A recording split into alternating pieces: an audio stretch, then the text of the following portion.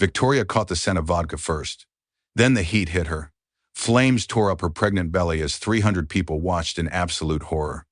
Her husband stood completely still. His mistress smiled.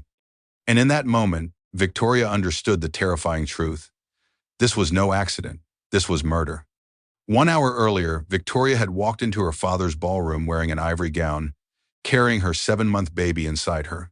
She believed she was attending a charity gala. She had no idea her husband had paid his pregnant mistress $50,000 to end her life. No idea he had raised her life insurance policy to $5 million. No idea he had carefully mapped out every detail of her death. But Victoria survived. And what she uncovered next would send shockwaves through Manhattan's elite circles and put the man she loved behind bars for 25 years. This is the true story of betrayal, fire, and one woman's fight for justice. Stay with me, because what happened next will leave you speechless. Victoria smelled it before she felt it. Champagne? No, not champagne. Alcohol. The sharp chemical sting of vodka splashing across silk. Then heat. Sudden, terrifying heat climbing up her pregnant belly. Orange flames raced along the ivory fabric of her maternity gown. The crowd gasped. A woman screamed. Victoria's own scream tore from her throat as her hands flew to shield her stomach. Her baby! God! Her baby! Get back. Her father's voice cut through the chaos. Strong arms tackled her. Marcus, her father's head of security, rolled her across the marble floor of the Hayes Grand Ballroom. His jacket smothered the flames. White foam from a fire extinguisher covered them both. Victoria couldn't breathe, couldn't think. Her hands pressed against her belly, searching desperately for movement. Please, please kick, please be okay. The baby kicked. Hard. Victoria sobbed with relief. Sirens screamed outside. The elegant charity gala had become a crime scene. 300 guests stood frozen, phones raised, capturing everything. But let's go back 3 hours earlier. Before the fire, before everything changed. Victoria Hayes Sterling stood before her bedroom mirror, smoothing ivory silk over her 7-month pregnant belly. The maternity gown had been custom designed by Sophie, her best friend. Elegant, sophisticated, perfectly appropriate for the Sterling Foundation Gala her family hosted every single year. Her phone sat on the dresser, silent. She picked it up, checked for messages from Harrison. Nothing. Lock, unlock, lock, unlock, lock. Her thumb moved on its own. The ritual of a wife searching for reassurance that never came. Stop it, she whispered to herself. He's just busy preparing for tonight. But her stomach twisted. Not from the baby, from something else, something she couldn't quite name, or maybe wouldn't. A knock on the door made her drop the phone. Victoria, dear. Margaret Sterling's voice carried that particular tone. The one that signaled criticism was coming. May I come in? Victoria took a breath. Of course, Margaret. Her mother-in-law swept into the room wearing burgundy silk and diamonds, her lips already pursed as she examined Victoria's gown. That's what you're wearing. Victoria smoothed the fabric again. Sophie designed it for me. Do you think it's too much? It's too noticeable for a woman in your condition. Margaret's gaze dropped to Victoria's belly. You're quite large for 7 months. Are you certain about the due date? The words hit like a slap. Victoria had heard versions of this for weeks. Too big, too emotional, too dramatic, as if pregnancy were something shameful that should be hidden away. My doctor confirmed everything is completely normal, Victoria said quietly. Margaret sniffed. Well, try not to draw too much attention tonight. This gala is important for the Sterling name. Your father's venue is lovely, but reputation matters more than real estate. She left before Victoria could respond. Victoria sank onto the bed. Her hands cradled her belly. The baby kicked again and she smiled despite everything. It's okay, she whispered. We're okay. Another knock. This one familiar. Please tell me the Wicked Witch of the Upper East Side just left, Sophie Bennett called through the door. Victoria actually laughed. Come in. Sophie entered carrying a makeup bag and hair tools. Her red hair was pulled back. Her green eyes sparkled with mischief. She had been Victoria's closest friend since college, the sister she never had. I saw Margaret in the hallway looking like she'd swallowed something sour, Sophie said. She set down her supplies and hugged Victoria carefully. What did she say this time? The usual. I'm too big. The dress is too noticeable. I shouldn't draw attention. Victoria tried to smile. Same old song. Sophie's jaw tightened. That woman. I swear, you look absolutely gorgeous. This dress is my best work. She stepped back, studying Victoria. But something's wrong. What is it? Victoria hesitated. Sophie always saw through her. Harrison hasn't called or texted. He left early this morning and hasn't checked in. The words tumbled out. I know tonight is busy, the gala is huge, but he always texts. Always. And today? Nothing. Sophie's expression shifted. Something flickered in her eyes. Worry, guilt. But it vanished so quickly that Victoria thought she'd imagined it. Men are completely hopeless about phones, Sophie said lightly. Come on, let me do your hair. You're going to walk into that ballroom and knock everyone flat. Victoria wanted to believe her. Wanted to ignore the knot in her stomach that had nothing to do with pregnancy. She sat while Sophie worked. They talked about the nursery, about baby names, about anything except the truth neither of them was ready to say out loud. 45 minutes later, Victoria studied her reflection. Sophie had worked magic. Her dark hair was swept up, showing off the diamond earrings Harrison had given her for their 5th anniversary. Her makeup glowed. The dress fit perfectly. She looked beautiful. So why did she feel like she was preparing for battle instead of a party? Ready? Sophie asked. Victoria touched her belly one more time. Ready? The Hayes Grand Ballroom was spectacular. Victoria's father, Richard Hayes, had built his fortune in real estate. This venue was his crown jewel. Crystal chandeliers sparkled overhead. White roses covered every surface. The Manhattan skyline glittered through floor-to-ceiling windows. 300 guests mingled in designer gowns and custom suits. Old money and new money mixing together for charity. The Sterling Foundation Gala raised millions every year for children's hospitals. It was the social event of the season. Victoria arrived with her father. Richard Hayes was 62, silver-haired, powerful. He had built his empire from nothing. A self-made billionaire who owned half of Manhattan. You look beautiful, sweetheart, he said, squeezing her hand. Just like your mother.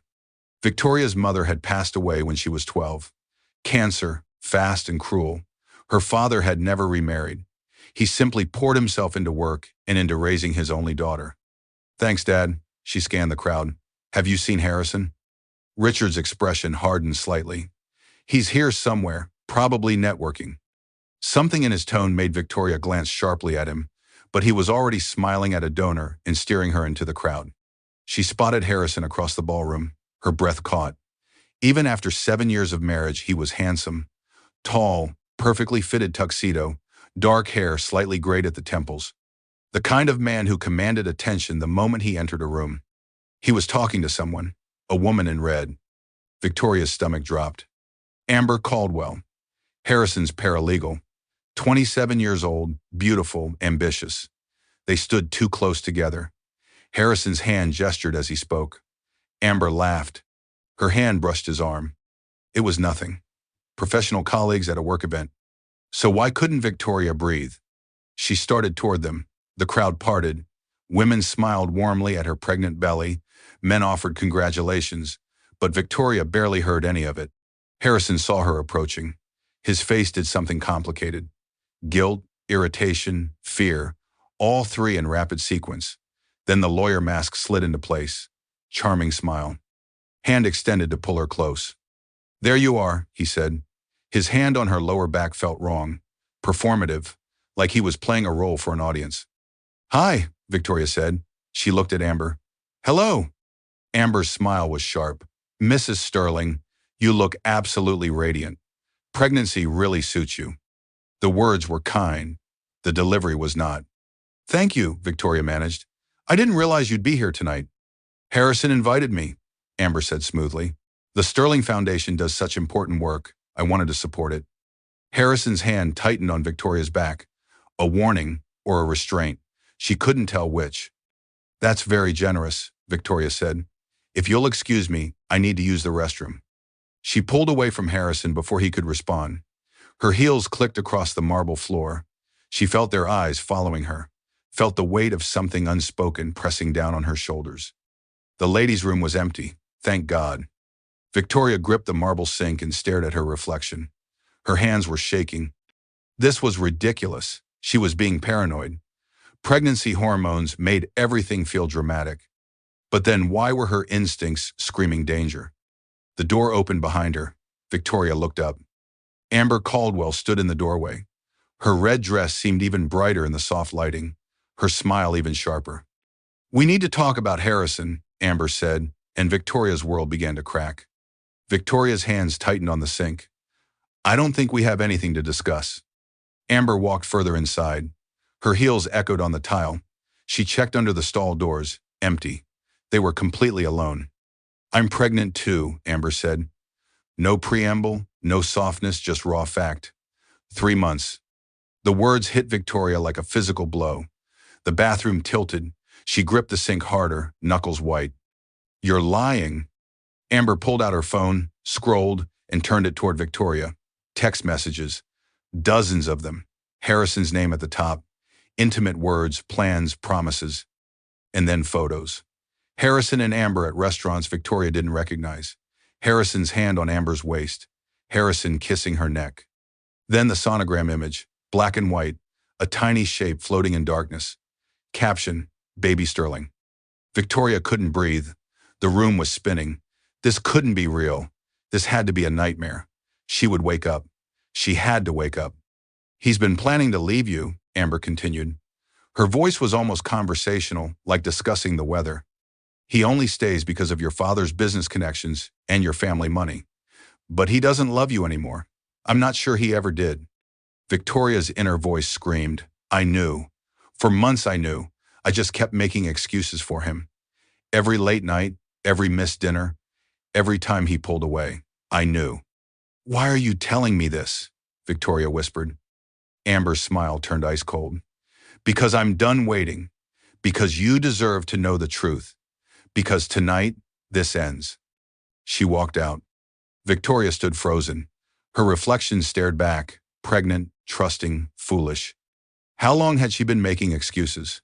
6 months? 8? Longer? The door swung open again. Sophie rushed in.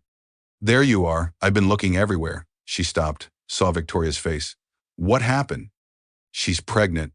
Victoria's voice didn't sound like her own. "Harrison's mistress. She's pregnant. She just showed me everything."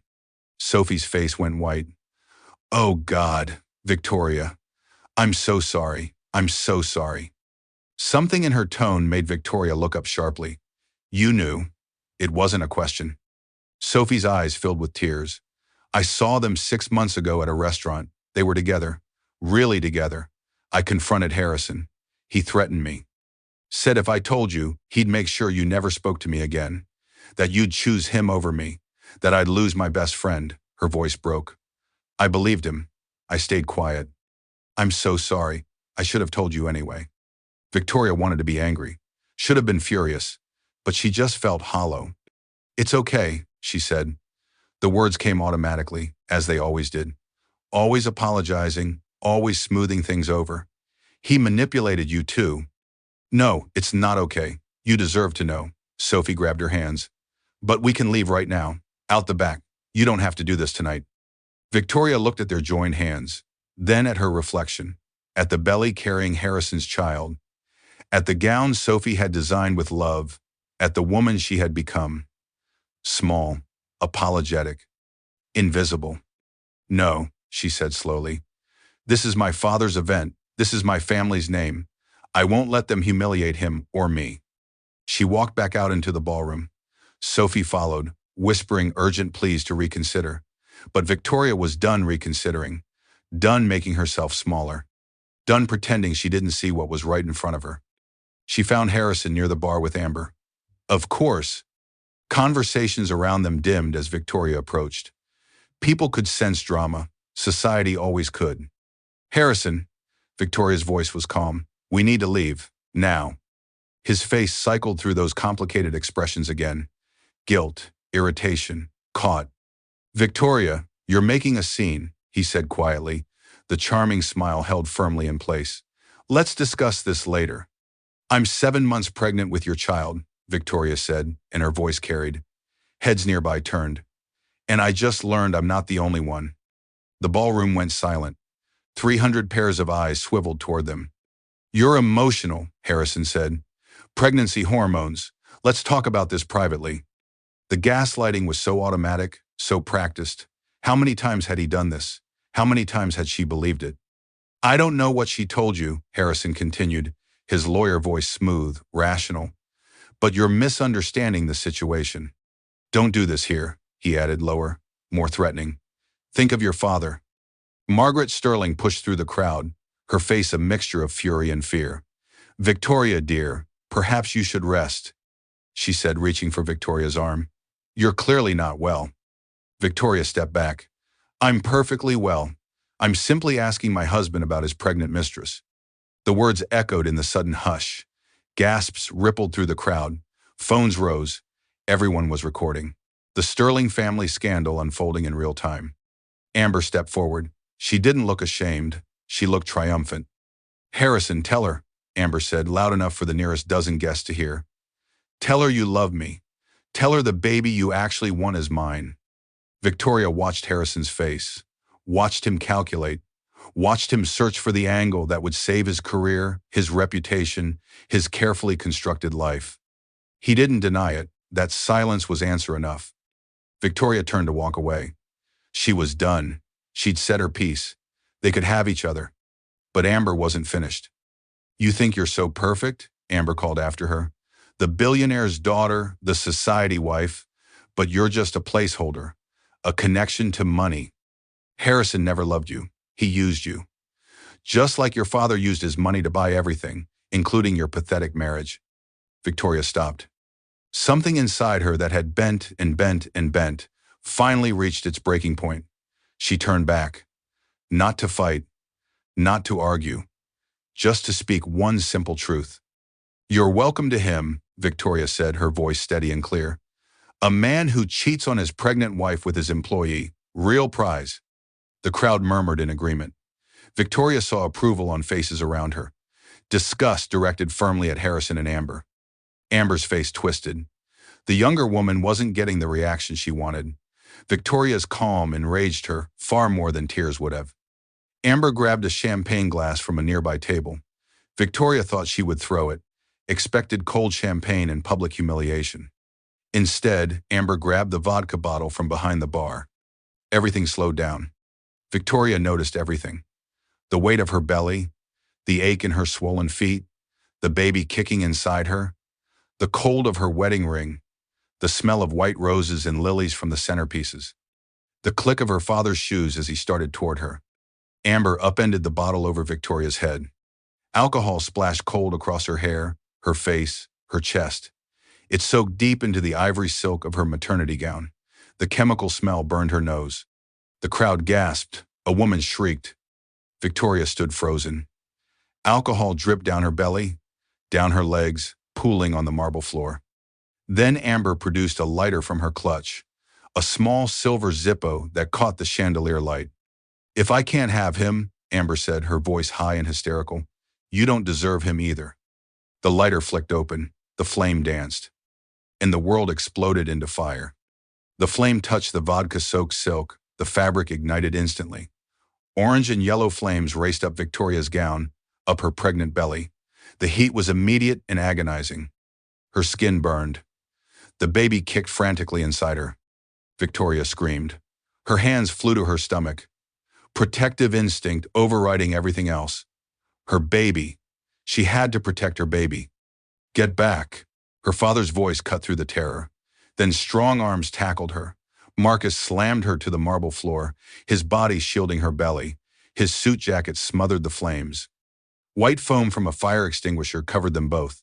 The chemical smell mixed with burning silk and scorched skin. Victoria couldn't breathe, couldn't think. Her hands pressed against her stomach, searching desperately, searching with everything she had for movement. Please kick. Please be okay. Please. God, please. The baby kicked. Hard. Angry. Victoria sobbed with relief, so intense it hurt worse than the burns. Ma'am, stay still. Marcus's voice was calm despite the chaos. Paramedics are coming. You're okay. The fire's out. Sirens wailed outside. Multiple vehicles, police, fire, ambulance. Someone had called 911 immediately. Victoria turned her head. Through the foam and her tears, she saw Harrison. He stood 5 feet away, frozen, face white, hands hanging at his sides. He hadn't moved to help her. His pregnant wife was on fire, and he hadn't moved. That realization cut deeper than the burns. Richard Hayes was shouting orders. His security team moved with military precision. Guests were being herded back. The ballroom had become a crime scene. Detective Sarah Walsh appeared. She had been present as extra security, a standard precaution for events at this venue. She moved immediately toward Amber. "Don't move," Walsh said, her hand on her weapon. "Amber Caldwell, you're under arrest for assault with intent to commit bodily harm." Amber tried to run. She made it 3 steps in her red heels before 2 security guards blocked her path. Walsh cuffed her quickly, read her rights in that flat, professional tone. Amber was screaming. "It's not my fault. She provoked me. She embarrassed him. She deserved it. She stole what was mine." Paramedics rushed in. They surrounded Victoria, checking her burns, checking her vitals, checking the baby's heartbeat. "Baby's heartbeat is strong," a paramedic said. Kind eyes, steady voice. "You protected your stomach instinctively. The burns are mostly on your arms and upper chest. We need to get you to the hospital for observation. There's a risk of premature labor from the stress." Victoria nodded. Couldn't speak past the shock. They lifted her onto a gurney. The crowd parted. 300 people watching, phones still recording. The Sterling Foundation Gala would trend on social media by midnight. Harrison tried to approach. Richard Hayes stepped directly into his path. "You don't touch my daughter, ever again." Richard's voice was death, cold and final. "That's not legal," Harrison said, his lawyer voice returning. "I'm her husband. Let me see my wife." "The mother of your child just had her dress set on fire by your pregnant mistress," Richard said, each word sharp and precise. "You want to discuss legality?" Harrison's face crumbled. For just a moment, Victoria saw something real. Fear. Regret. Maybe even horror at what he had allowed to happen. But it was far too late for regret. Sophie climbed into the ambulance with Victoria, held her hand, whispered reassurances that sounded like prayers.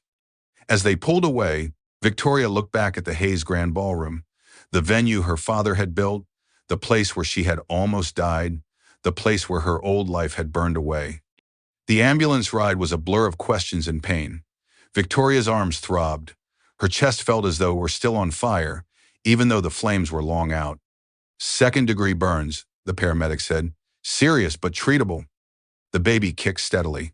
Angry little jabs that felt like the most beautiful thing in the world.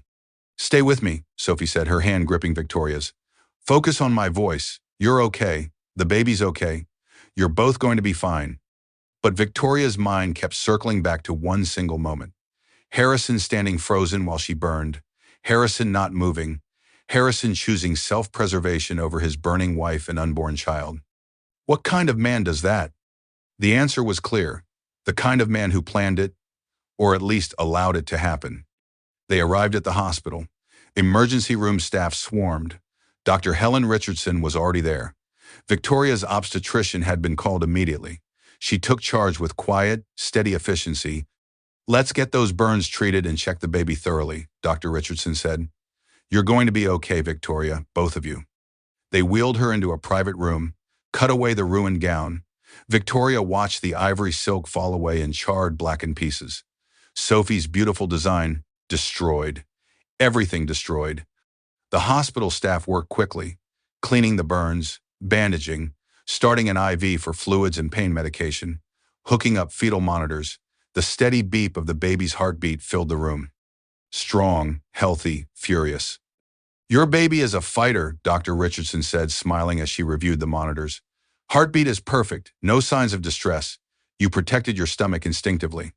All the burns are on your arms and upper chest. The baby is absolutely fine." Victoria started crying, relief and trauma and shock crashing over her all at once. "But we need to keep you overnight," Dr. Richardson continued. "Risk of premature labor from stress, and we need to monitor those burns carefully. Second-degree burns require close attention. No infection, proper healing. You did exactly the right thing covering your belly." Victoria nodded, couldn't speak past the tears. Richard Hayes appeared in the doorway. His face was haggard. He had aged 10 years in 10 minutes. "Sweetheart," he said, his voice breaking. Victoria held out her bandaged hand. He crossed to her bedside, took it gently, carefully avoiding the burns. "I'm okay, Dad," she whispered. "We're okay." "I should have seen it," Richard said. "Should have known, should have protected you better. You couldn't have known she'd do this."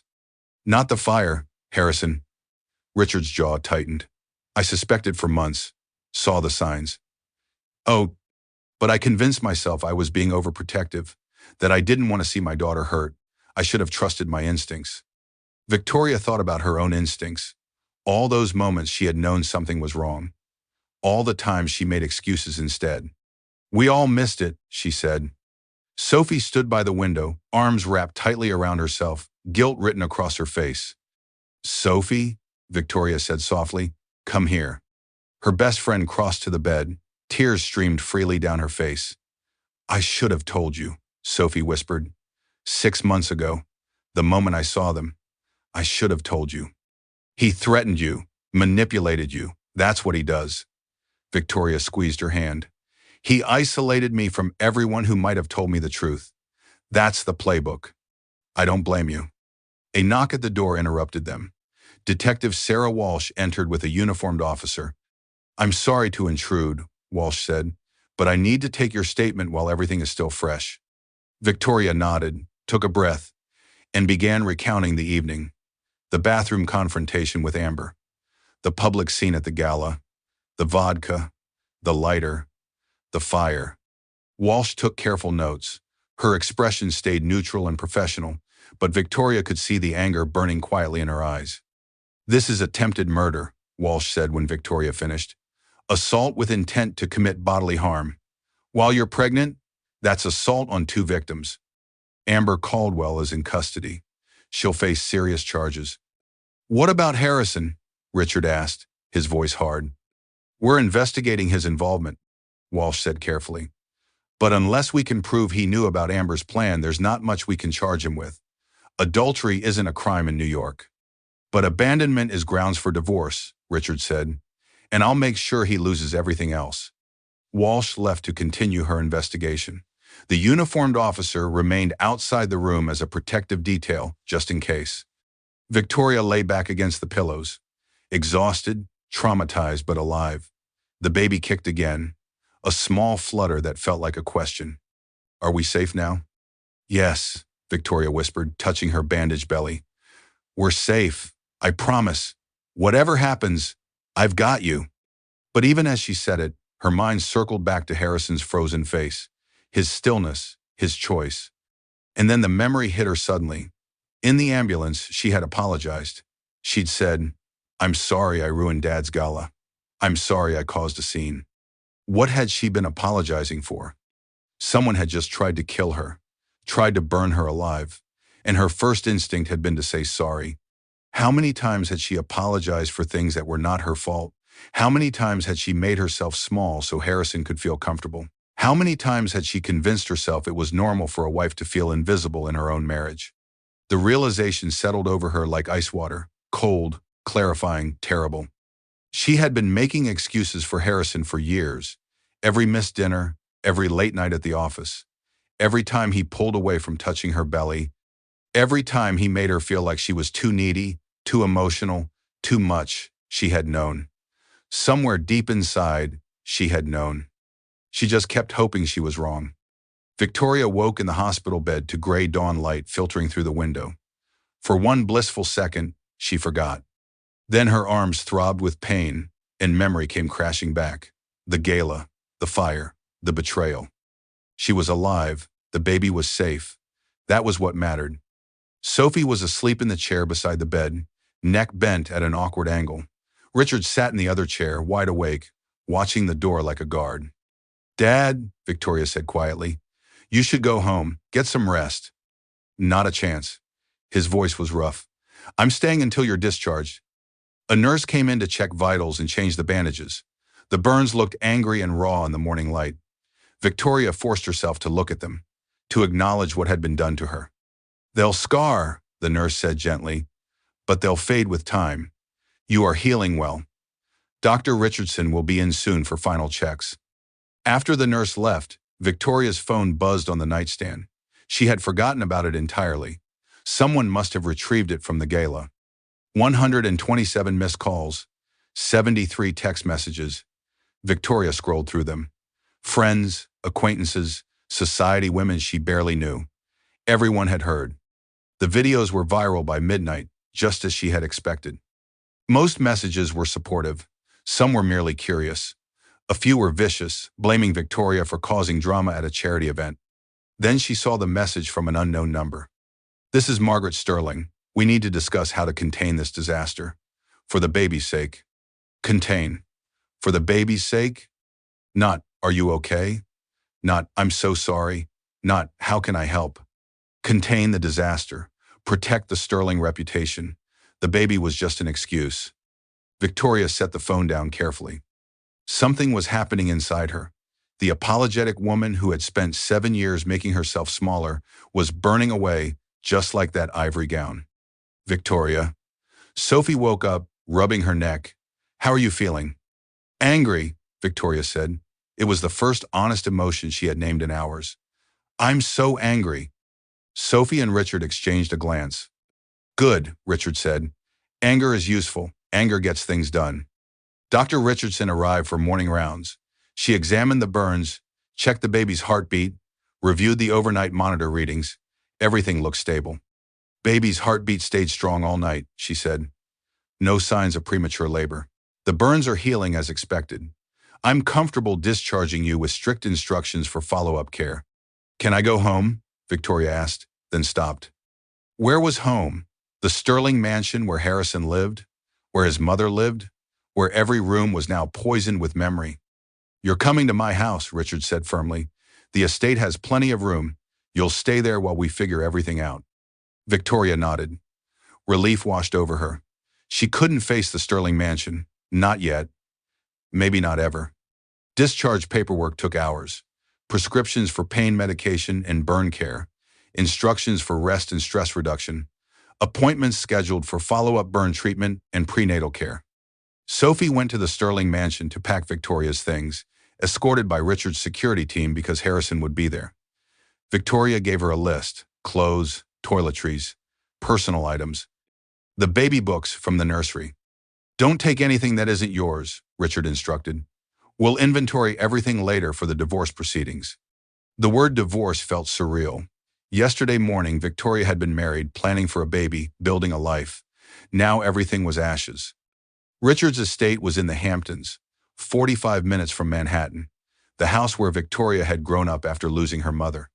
Her childhood bedroom was still there, preserved exactly as she had left it for college. They arrived in the early afternoon. The staff had prepared everything. Her old room freshened, flowers on the nightstand, the adjoining sitting room set up with everything she might need. Victoria stood in the doorway of her childhood bedroom. The pale blue walls, the bookshelf full of art history, texts, and poetry. The window seat where she used to read for hours. The desk where she had applied to college, full of dreams about her future. This was not the future she had imagined. She sat on the familiar bed, touched the quilt her mother had made, and finally let herself break down. Sophie held her while she cried. Great, heaving sobs that shook her whole body. The baby kicked, disturbed by her mother's distress. That only made Victoria cry harder. "I was so stupid," she choked out. "The signs were everywhere. Everyone could see it except me." "No," Sophie said fiercely. "He was a liar, a manipulator. That's not your fault." But Victoria kept thinking about all the moments she had made excuses. All the times she had convinced herself she was being paranoid. All the nights she had pretended to be asleep to avoid the distance between them in bed. The pregnancy had been the final proof that something was deeply wrong. Harrison had stopped touching her belly after the 4th month, stopped asking about doctor's appointments, stopped planning for the baby. He had already checked out, already moved on to Amber. Victoria just hadn't wanted to see it. Richard brought tea, sat in the window seat, said nothing at first, just gave her space to fall apart. Finally, he spoke. "Your mother would know exactly what to say," he said quietly. "I just know I want to destroy him." Victoria laughed bitterly. "Get in line. I'm serious. I can make his life very difficult. Cancel business deals, call in favors. Make sure he never practices corporate law in this city again. Is that legal? I don't care. Victoria looked at her father, the man who had built an empire from nothing, who had raised her alone after her mother died, who had walked her down the aisle 7 years ago and shaken Harrison's hand, trusting him to protect his only daughter. He let me burn, Dad, Victoria whispered. I was on fire, and he just stood there. Richard's face went hard, dangerous, the face he wore in boardrooms when destroying competitors. Then we'll make sure he burns too, he said, metaphorically speaking, in every way that matters. Sophie's phone rang. She answered, listened, her eyes going wide. That was my assistant, she said. The videos from the gala are everywhere, national news, social media. The Sterling Foundation is getting flooded with calls. She pulled up an article on her phone. Margaret released a statement. Listen to this. She read aloud. The Sterling family regrets the unfortunate incident at last night's charity gala. While we are relieved Victoria and the baby are safe, we must address the drama that disrupted an event meant to benefit children's hospitals. Amber Caldwell's actions were inexcusable and appear to be the result of mental instability. We ask for privacy during this difficult time. Victoria stared. She blamed me for the drama. Not Harrison for the affair. Not Amber for attempted murder. Me. For disrupting the event. The Sterling family is doing damage control, Richard said, his voice like ice. Protecting their precious reputation. They don't care that you almost died. They care about their image. Victoria's phone buzzed. A text from Harrison's number. Victoria, please, we need to talk. This has all been blown out of proportion. Amber is unstable. I was trying to end things quietly. I never wanted any of this. Think about our child. Call me. Victoria read it aloud. Sophie and Richard both made disgusted noises. That's gaslighting, Sophie said. Classic manipulation. He's minimizing the affair, blaming Amber, making you responsible for the baby's well-being. He says, think about our child, Victoria said. The child I protected while burning, the child he didn't move to help. She blocked Harrison's number. It felt like a small but necessary victory. More messages came in. Society friends taking sides, some supporting Victoria, others whispering that she must have driven Harrison to infidelity, that she had become boring during pregnancy, that she should have handled it more discreetly. Victoria wanted to throw her phone against the wall. Instead, she did what she always did when overwhelmed. She organized. At 2 a.m, when she couldn't sleep, when the burns ached and the baby kicked and her mind raced, Victoria reorganized her childhood closet. Sophie had brought boxes of maternity clothes from the Sterling mansion. Victoria hung them by color, by season, by function. Each piece held a memory, the dress she wore to announce her pregnancy. The sweater, Harrison said, made her look frumpy, the gown destroyed by fire and vodka. She folded the baby clothes Sophie had packed, tiny onesies, soft blankets, little socks that would fit on thumbs. Each piece represented a future she would have to rebuild completely on her own. She worked mechanically, organizing the chaos she could control, because the larger chaos was too overwhelming to face. Richard found her at 3 a.m. He didn't say a word about the hour or the obsessive organizing. He just brought more tea. Your mother did this too, he said. When she got her diagnosis, she reorganized every closet in the house, every drawer, every shelf. She said it helped her feel like something was in order. Victoria paused, a tiny yellow onesie in her hands. I miss her. I wish she were here. She'd know what to do. She'd tell you that you're stronger than you think, Richard said. That Hayes women don't break, we bend. And then we come back harder. I don't feel strong. I feel stupid and used and ashamed. You have nothing to be ashamed of. You trusted someone you loved. That's not weakness. That's courage. Richard sat beside her on the floor. But now you know exactly who he is. So the question is, what are you going to do about it? Victoria looked at the organized closet, the color-coded clothes, the neatly folded baby items, the life she would have to build without Harrison. I'm going to destroy him, she said quietly. Not with my father's money or power, with the truth, with evidence, with justice. Richard smiled. That's my girl. Morning brought clarity and purpose. Victoria woke with a determination she hadn't felt in months. maybe years. She was done being a victim, done apologizing, done making excuses. It was time to fight back. Richard had already arranged a meeting with James Thornton, the best divorce attorney in New York. Ruthless, strategic, expensive. Victoria didn't care about the cost. Her father could afford it. More importantly, she deserved it. Thornton arrived at 10 in the morning. He was 58, silver-haired, with the sharp eyes of a predator who had spent decades dismantling people in courtrooms. He carried a briefcase and an iPad full of preliminary research. They met in Richard's study. Victoria wore soft clothes that wouldn't irritate her bandaged arms. Sophie sat beside her for support. Richard stood by the window, looking like he wanted to hit something. "Mrs. Sterling," Thornton said, settling into a leather chair. "Let me be direct. This isn't just a divorce case. This is assault, attempted murder, endangerment of an unborn child. We bury him." Victoria blinked. "I thought you were a divorce attorney." "I am, but when your spouse's mistress sets you on fire at a charity gala, that changes the scope considerably." Thornton opened his iPad. "I've been reviewing the evidence collected so far. It's substantial. Video footage from 300 guests, witness statements, hospital records documenting your injuries, police reports on Amber Caldwell's arrest. And that's just the beginning." He looked up and met her eyes directly. "The question is, how far do you want to take this? Simple divorce or complete dismantling of Harrison Sterling's life and career?" Victoria thought about Harrison frozen while she burned, about Margaret's message about containing the disaster, about 7 years of being made to feel small and needy and wrong. "I want justice," she said clearly, "for me, for our baby, for every woman who might have believed his lies in the future." Thornton smiled. It wasn't a warm smile. "Good, then let's begin."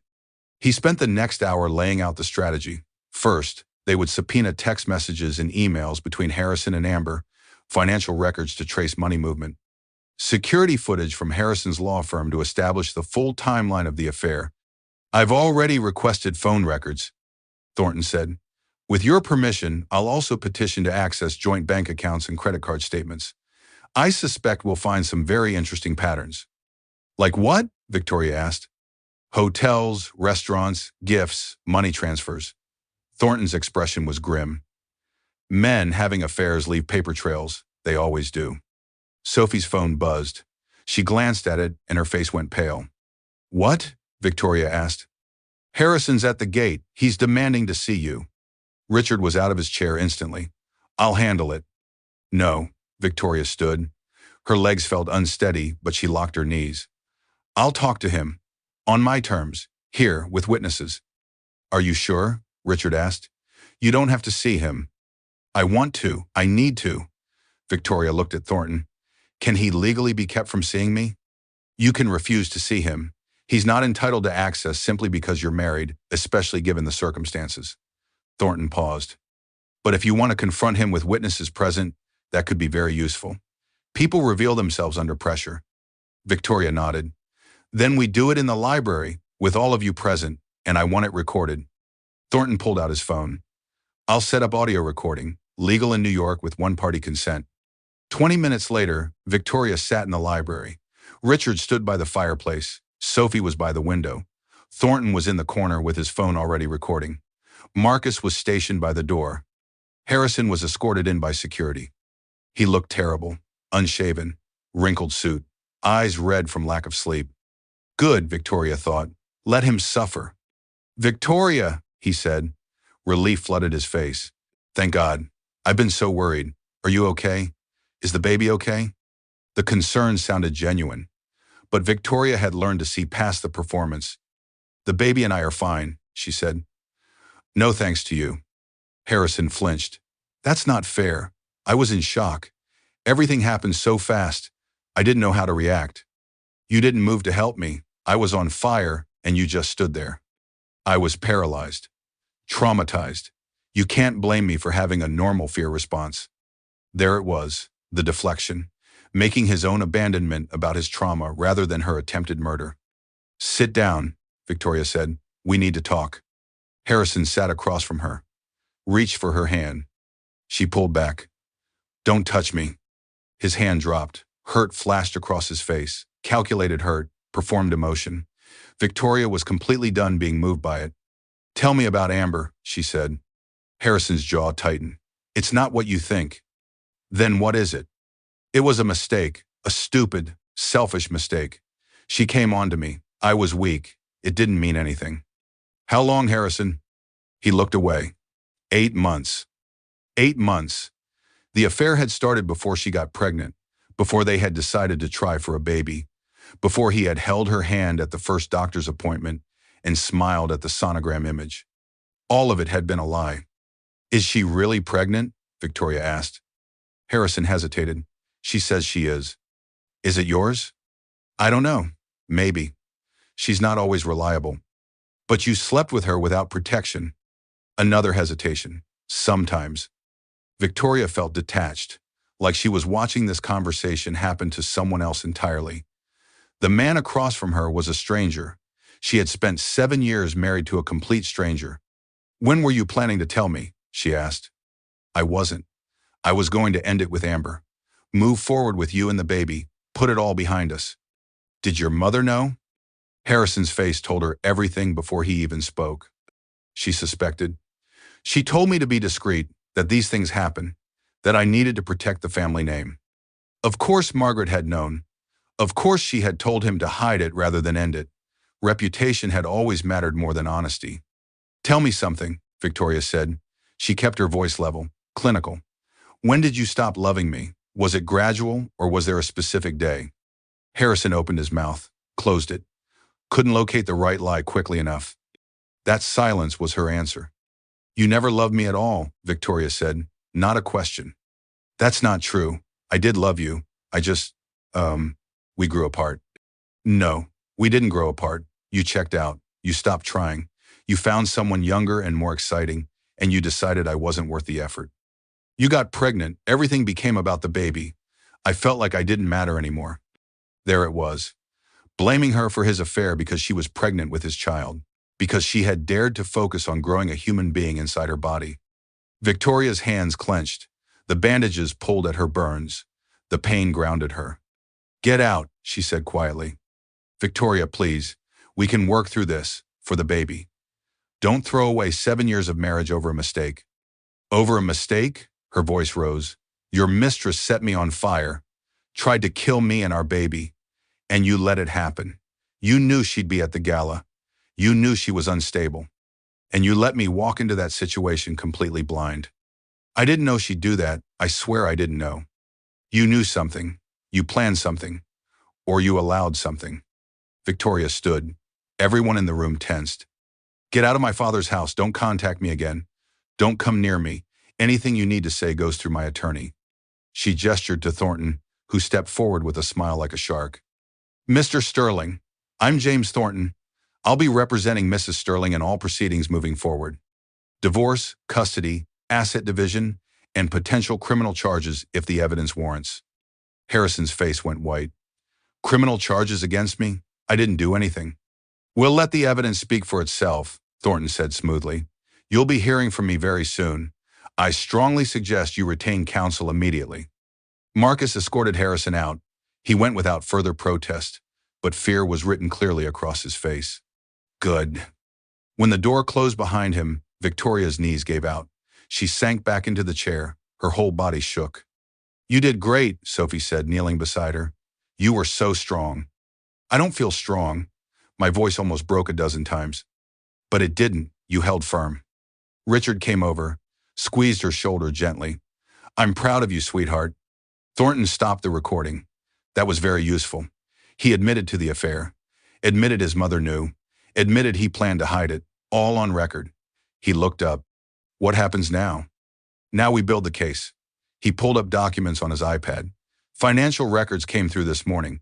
Want to see something interesting? He slid the iPad toward her. Bank statements, credit card bills, transfer records. Victoria's stomach dropped as she read through the highlighted entries. Harrison had been slowly, carefully draining their joint accounts, transferring money to accounts held in his name only. He had started months ago. He's been preparing to leave, Thornton said. Moving assets out of reach, setting himself up to claim he has nothing, while hiding significant amounts elsewhere. Can he do that? Not legally. But people try all the time. Thornton scrolled further. But here's the truly interesting part. This withdrawal, $50,000 in cash 1 week before the gala. Any idea what that was for? Victoria shook her head. I'd bet anything it was payment to Amber Caldwell, Thornton said. We'll need to confirm it. But if Harrison paid her to do something at the gala, even if he didn't specifically instruct her to commit arson, that's conspiracy. That's criminal. The room went silent as the implications settled in. He paid her to attack me, Victoria said slowly. We don't know that for certain yet, but we will. Detective Walsh is actively pursuing that line of inquiry. Victoria's phone buzzed. A message from an unknown number. Margaret Sterling again. Victoria, we need to meet, woman to woman. For the sake of your child, my grandchild, please. Victoria showed the message to Thornton. He read it and smiled coldly. She wants to negotiate. Offer you money to stay quiet, sign an NDA, protect the Sterling name. What should I do? That's entirely up to you. But if you meet with her, record everything. Victoria looked at her father.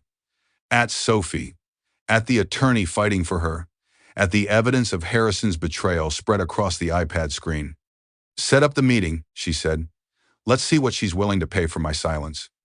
Because Victoria already knew the truth. Her silence was not for sale. Not for any amount of money. But watching Margaret try to buy it would be instructive. And maybe, just maybe, Margaret Sterling would reveal something useful. Something that would help bury Harrison completely. Victoria touched her bandaged belly. The baby kicked in response.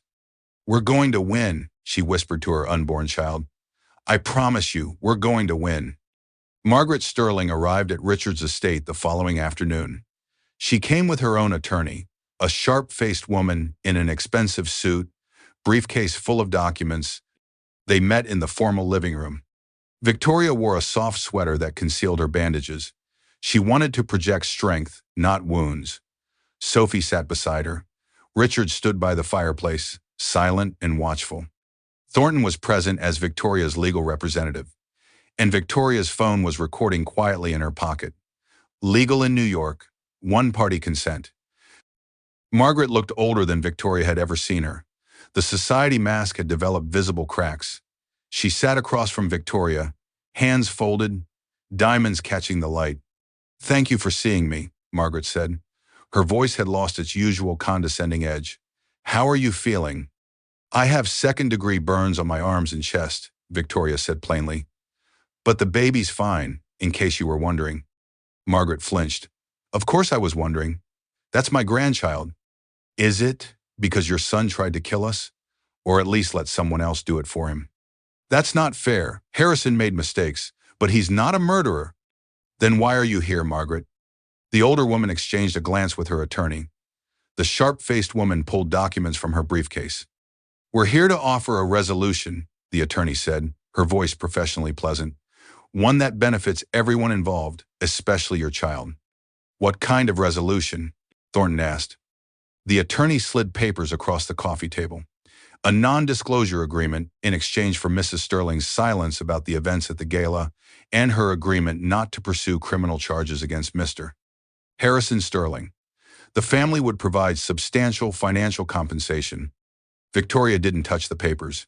How substantial? The attorney named the figure. $2 million. Sophie gasped. Richard's jaw tightened. Thornton remained perfectly still. Victoria laughed. A real laugh. The first genuine laugh in days.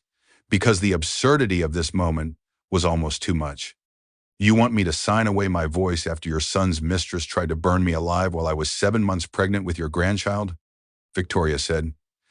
How much is my silence worth to you? Put a real number on it. Margaret's face flushed. This isn't about money. It's about protecting the family, protecting your child from the scandal. My child was almost killed. That's the scandal, not the fact that the world knows about it. The media attention is destroying Harrison's career. The Sterling name is being dragged through the mud. Our business deals are collapsing. Society has completely turned on us. Margaret's voice rose. All because of one mistake, one moment of instability from that woman. That woman was your son's mistress, your son's pregnant mistress. Your son's pregnant mistress that he paid to do something at my father's gala. Victoria leaned forward. Or didn't you know about the $50,000 cash withdrawal? Margaret's face went carefully blank. Too blank. She knew. I don't know what you're talking about, Margaret said. Yes, you do. You knew Harrison was planning something. Maybe not the fire specifically, but something public. Something designed to end my marriage and free him to be with Amber. You knew, and you didn't warn me. That's your grandchild's life you were willing to gamble with. That's absurd. I would never. You told him to be discreet, to protect the family name. You cared more about reputation than about your daughter-in-law's safety, than your grandchild's safety. Margaret stood abruptly. This was clearly a mistake. We came here in good faith, trying to find a solution. But you're determined to destroy my son out of spite. I'm determined to get justice. There's a difference. Justice? Margaret's voice turned cold, sharp, the society mask cracking completely. You married my son for his money and his connections. Everyone knows it. You were a billionaire's daughter looking to add old money pedigree to your family name. Don't pretend this marriage was some great love story. The words landed like slaps. Victoria felt Sophie tense beside her. Richard took a step forward. Thornton's hand moved, ready to intervene. But Victoria felt something click into place. The final piece of understanding. You never liked me, she said quietly, from the very beginning, because I didn't need Harrison's money, because I had my own, because I wouldn't be controlled by the Sterling family name. You were never right for him, too independent, too opinionated, too much of a person, Victoria finished. I'm sorry I didn't shrink myself small enough for your comfort, Margaret. I'm sorry I expected your son to actually love me instead of using me as a business connection and a social prop. She stood, bandages pulling at her burns. The pain grounded her, reminded her she had survived far worse than this confrontation. Mrs. Sterling, my father owns half of Manhattan, Victoria said, each word precise and clear. Your money means nothing to me. My voice. That's priceless. So take your NDA and your blood money and get out of my father's house. Margaret's face was fury and desperation combined. You'll regret this. Harrison has the best lawyers. He'll get custody. He'll get everything. He can try. But I have the evidence. I have the witness statements. I have 300 people who watched his mistress set me on fire. Victoria paused. And I have this entire conversation recorded on my phone, in my pocket. One-party consent. Legal and fully admissible. The color drained from Margaret's face. You're recording this? Every word, including your attempt to bribe me into silence, including your knowledge of Harrison's financial movements, including your admission that reputation mattered more than safety. Margaret's attorney grabbed her arm. We're leaving, right now. Don't say another word. They left in a flurry of expensive perfume and barely contained rage. When the door closed behind them, Victoria's knees buckled. Sophie caught her, helped her back to the couch. That was incredible, Sophie breathed. You completely destroyed her. I'm shaking, Victoria said. Her hands trembled against her legs. I've never stood up to her like that. You should have been doing it for years, Richard said, his voice full of pride and barely restrained anger. That woman has been undermining you since the day you married Harrison. Thornton was already backing up the recording. This is very good indeed. Margaret's attorney will be furious. They'll try to claim entrapment or coercion, but it won't hold. You simply met with them at their request and recorded the conversation. Entirely legal. Victoria's phone rang. Detective Walsh. She answered on speaker. Mrs. Sterling, Walsh said, her voice tight with controlled excitement. I need you to come to the station. Amber Caldwell's attorney reached out. She wants to make a deal. And she has recordings. She kept recordings of everything. The room went silent. Recordings of what? Victoria asked. Conversations with Harrison Sterling, planning the incident at the gala, discussing the payment, talking about the life insurance policy. Victoria's blood went cold. Life insurance policy? Harrison increased your life insurance to $5 million 3 months ago. He changed the beneficiary from your father to himself. You didn't know? Victoria looked at her father. At Sophie, at Thornton, all of them looked as shocked as she felt. No, she whispered. I didn't know. Can you come to the station? We need your official statement. And Amber will only cooperate if you agree to hear what she has to say first. Victoria touched her belly. The baby kicked. Strong, healthy, alive. "I'll be there in an hour," she said. The drive to the police station was silent. Richard drove. Sophie held Victoria's hand. Thornton reviewed documents on his iPad in the front seat. Victoria's mind raced. Life insurance. $5 million. Beneficiary changed to Harrison. He wanted her dead. The thought circled and circled. Her husband, the father of her child, had wanted her dead. At the police station, Detective Walsh met them at the entrance. She led them to a conference room. Amber Caldwell was already there with her public defender. No makeup, orange jumpsuit, hair pulled back. She looked young, scared. Victoria sat across from her. Sophie on one side, Thornton on the other. Richard stood against the wall. Walsh took a seat at the head of the table. "Mrs. Sterling," Walsh began, "Amber has agreed to provide testimony against Harrison Sterling in exchange for a plea deal. But before we proceed, she wanted to speak to you directly." Victoria looked at Amber, the woman who had set her on fire, who had tried to kill her and her baby. "Why?" Victoria asked. "Why should I listen to anything you have to say?" Amber's eyes filled with tears. "Because he used me, just like he used you. And I was foolish enough to believe him." She pushed a folder across the table. Inside were printed screenshots, text messages, emails, photos. Victoria read through them with growing horror. Harrison hadn't simply had an affair. He had cultivated Amber deliberately, love-bombed her, made her dependent on him, isolated her from friends and family. Classic abuser tactics. And then he had told her that Victoria was the problem. Cold, unloving, had trapped him with a pregnancy, had stolen his future. "He said we'd be together after," Amber said, her voice breaking. "After you were gone, he said we'd raise both babies together, that I'd have the life you stole from him. That you were keeping him prisoner with your father's money." Victoria's hands shook as she read.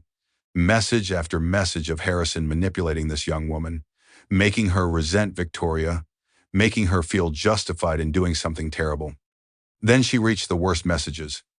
"Harrison, the baby is just leverage. Once I control the inheritance through the kid, I'll get full custody. My mother will help raise it.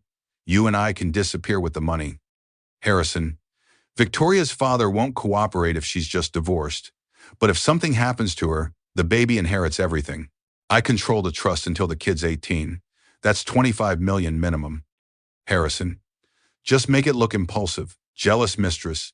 You'll get temporary insanity. Serve maybe 5 years. When you get out, we'll have everything waiting." Victoria couldn't breathe. The words swam before her eyes. He had planned this, planned her death, planned to use their baby as a tool to access her father's money, planned to abandon even their child eventually. "He gave me the lighter," Amber whispered, "told me what dress you'd be wearing, told me where you'd be standing, said to make a scene. Get vodka on you. And then," she sobbed, "I thought I was fighting for love. I thought I was saving him from you. But he was just using me. He never loved either of us." Walsh slid another document across the table. Amber recorded some of their conversations. She was smart enough to protect herself. "We verified the recordings are fully authentic. Harrison Sterling's voice is unmistakable. Discussing insurance fraud. Discussing murder for hire. Discussing conspiracy." Victoria looked at the transcripts, at the proof of her husband's betrayal in black and white. This wasn't a man who had fallen out of love. This was a man who had planned to kill her for money. "What happens now?" Victoria asked. Her voice sounded far away. "We arrest Harrison Sterling on charges of conspiracy to commit murder, insurance fraud, attempted murder by proxy, and solicitation of murder. He's looking at 20 to 30 years. Walsh paused. "But we need your statement and your agreement to testify." Victoria looked at Amber, at this young woman who had also been manipulated and used. "Why are you doing this?" Victoria asked. "Why turn on him now?" Amber wiped her eyes. "Because I'm pregnant for real. And I realized that if he could do this to you, to his wife, to the mother of his child, he'd do it to me too, eventually, when I stop being useful. And I don't want my baby growing up with a monster for a father." Victoria understood. In that moment, across the table from the woman who had almost killed her, she genuinely understood. They had both been victims of Harrison Sterling's manipulation. Both women he had used and then discarded. The difference was that Victoria had survived. "I'll testify," Victoria said. "I'll give my statement. I'll do whatever it takes to make sure he never hurts anyone else." Walsh nodded, pulled out fresh paperwork, and began the process of building an airtight case against Harrison Sterling. In her pocket, Victoria's phone buzzed, a text from Margaret. "Victoria, please, we can still work this out. Don't do this to your child. Don't take away their father." Victoria typed back quickly. "Harrison isn't a father, he's a predator, and I'm protecting our child from him, the way you should have protected me." She blocked Margaret's number. Then she placed both hands on her belly. The baby kicked, strong, determined. "It's okay," Victoria whispered. "We're safe now, I promise. I'm never letting anyone hurt us again." The conference room felt smaller with each passing minute. Detective Walsh set up audio equipment. A court stenographer appeared to record everything officially. Amber's public defender reviewed documents with tight, focused attention. Victoria sat across from recording equipment that would capture the worst moments of her marriage. Sophie held her hand under the table. Thornton took careful notes. Richard stood sentinel by the door. "Are you ready?" Walsh asked gently. Victoria nodded. She wasn't ready, would never be ready. But this had to happen. Walsh pressed play on the first recording. Harrison's voice filled the room. Casual, confident. The same voice that had whispered promises on their wedding night, that had told her he loved her. That had discussed baby names with her just months ago. That same voice now discussing murder. "I increased Victoria's life insurance to $5 million. The agent asked a few questions, but I'm her husband and her attorney. They didn't push. Beneficiary is me now instead of Richard. If something happens to her, the baby inherits. I control the trust." Amber's voice responded, younger, eager to please. "What if something does happen to her?" "Then we grieve appropriately, wait a respectful amount of time, get married eventually, raise both kids together, and have access to the Hayes fortune without Richard interfering. But nothing's going to happen to her, right? We're just planning for the future." A pause. Then Harrison's voice, colder. "Well, accidents happen, especially at crowded events, especially with pregnant women. They're so clumsy, so fragile." Victoria's breath caught. Sophie squeezed her hand harder. Walsh stopped the recording. "That was from 2 months ago, after he changed the insurance policy, but before the gala. Date stamp is verified." "Play the next one," Victoria said. Her voice sounded hollow. The second recording was worse. "Harrison, the Sterling Foundation Gala is perfect. 300 witnesses, cameras everywhere. If something happens, it'll be very public, very well documented. No one can claim it was suspicious." "Amber, what's going to happen?" "Harrison, I don't know yet, but you'll be there. And Victoria will be there, and emotions will be running high. Pregnant women are so emotional, so unstable. If she were to have some kind of accident or confrontation, well, these things happen." "Amber, you want me to do something?" "Harrison, I want you to make a scene. Let everyone see how unstable the situation is, how Victoria is driving everyone crazy with her drama, how you're the victim of her jealousy." "Amber, what if she confronts me?" "Harrison, then defend yourself. Do what you need to do. I'll make sure you're protected." The recording ended. Victoria sat frozen. Her brain couldn't fully process what she was hearing. This was premeditated, calculated, cold. "He planned it," she whispered. "He planned all of it." "There's more," Walsh said quietly. "Do you want to continue?" Victoria nodded. She needed to hear every word, needed to understand the full depth of his betrayal. The third recording was from 1 week before the gala, the sound of cash rustling. "Harrison, 50,000, untraceable." "Amber, what's this for?" "Harrison, your legal defense fund. When this is over, you'll need a good attorney. This will cover it plus compensation for your trouble." "Amber, my trouble?" "Harrison, for doing what needs to be done at the gala, for making sure everyone sees Victoria's instability, for defending yourself when she attacks you." "Amber, she won't attack me." "Harrison, she will. When you tell her about us, when you tell her about your pregnancy, when you make it public in front of everyone, she'll lose control. And when she does, You protect yourself by any means necessary. Amber, any means? Harrison, any means. Just make sure it looks spontaneous. Make sure the baby isn't harmed. The baby has to survive. That's the key to everything. Victoria pressed her hands over her mouth. She was going to be sick. The baby kicked frantically inside her, responding to her distress. He had told Amber to hurt her, paid her, planned it, given her the weapon. Walsh pulled out an evidence bag. Inside was a silver Zippo lighter. This lighter was purchased by Harrison Sterling 3 days before the gala. Credit card records confirm it. Amber states he gave it to her that same day. Victoria stared at the lighter, the instrument that had almost killed her and her baby, purchased deliberately, given intentionally. But there's one more recording, Walsh said. This one is from the afternoon of the gala, a few hours before the event. She pressed play. Harrison, remember, you're fighting for us, for our future. Victoria stands between us and everything we deserve. Amber, I'm scared. Numb. Harrison, don't be. I'll protect you. Whatever happens, I'll make sure you're taken care of. You're doing this for love. Everyone will understand. Amber, what if I can't do it? What if I freeze? Harrison, you won't. You're strong. You're brave. And you know what needs to happen. Just get the vodka on her. Use the lighter. Make it look impulsive. Everyone will believe it. Jealous mistress. Temporary insanity. You'll serve minimal time. And when you get out, we'll have everything. Amber. Promise? Harrison. I promise. I love you. This is for us. The recording ended with the sound of kissing. Amber crying. Harrison comforting her. A man manipulating a young woman into committing attempted murder. Victoria ran for the bathroom attached to the conference room, threw up until there was nothing left, sat on the cold tile floor, and sobbed. Sophie came in and sat beside her, held her while she fell apart.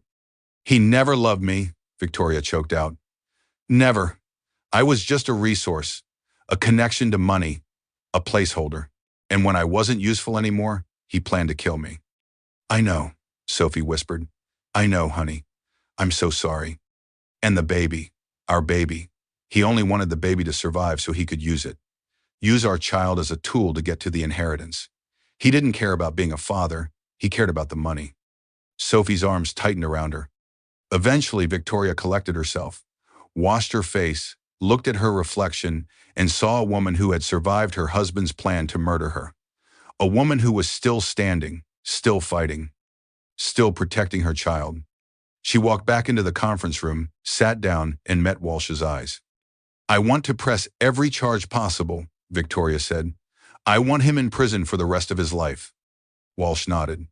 We're moving forward with conspiracy to commit murder, attempted murder by proxy, insurance fraud, and solicitation of murder. He's looking at 25 to 30 years minimum. When will you arrest him? Officers are executing the warrant now. He'll be in custody within the hour. Victoria leaned back in her chair and felt the full weight of the last few days come crashing over her. The gala, the fire, the betrayal, the recordings, all of it. But underneath the trauma, something else was growing. Something hard and quiet and unbreakable. She had survived the worst Harrison could do to her. She had survived the fire, survived hearing the proof of his betrayal, survived learning he had planned her death. And she was still here, still standing, still protecting her baby. That made her more powerful than Harrison would ever understand.